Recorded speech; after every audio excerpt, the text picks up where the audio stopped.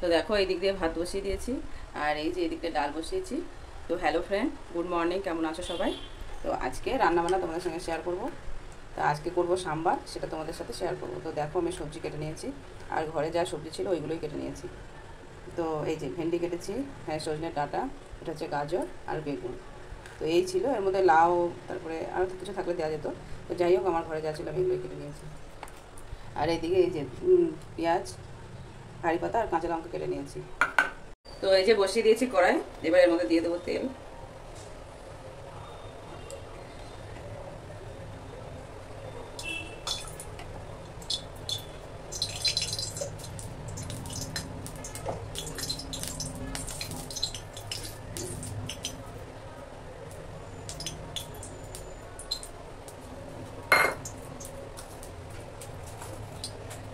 তেল গরম হয়ে গেছে, এর মধ্যে দেবো এই যে সর্ষে, জিরে আর শুকনো লঙ্কা।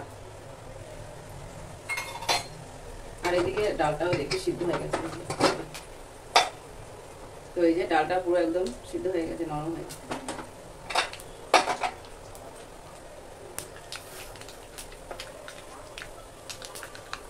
এর মধ্যে এবার দিয়ে দেবো এই যে কাঁচা লঙ্কা, ধনের কারি পাতা আর পেঁয়াজ, এটা দিয়ে দেবো।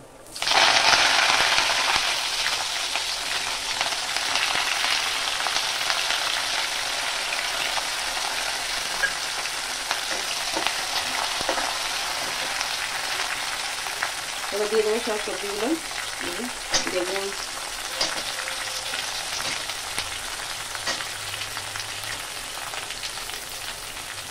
ভেন্ডি, গাজর, সজনে ডাঁটা সব দিয়ে দেবো করে।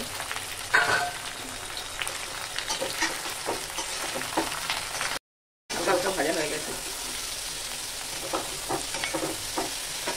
এর মধ্যে এখন দেবো আদা রসুনের পেস্ট, এই যে আদা রসুনের পেস্ট।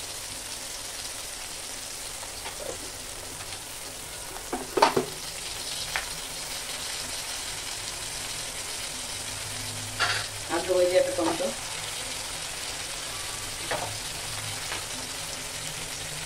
আর দেবো এই যে শুকনো লঙ্কা।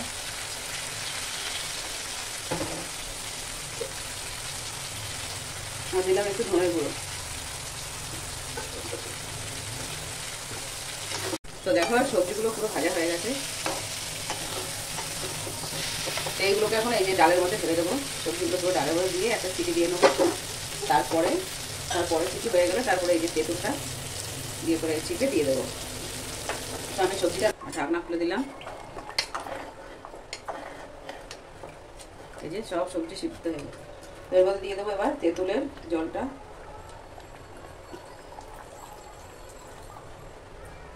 তেঁতুল দিয়ে দিলাম আর দিয়ে দেবো এই যে ধনের পাতা।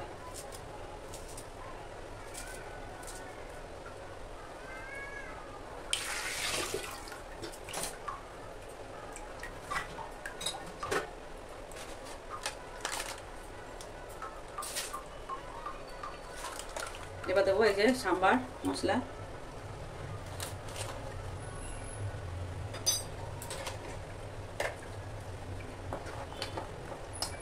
তো এবার ফুটে গেলে হয়ে যাবে। সামান্য একটু জল দিতে হবে, জল কম হয়েছে,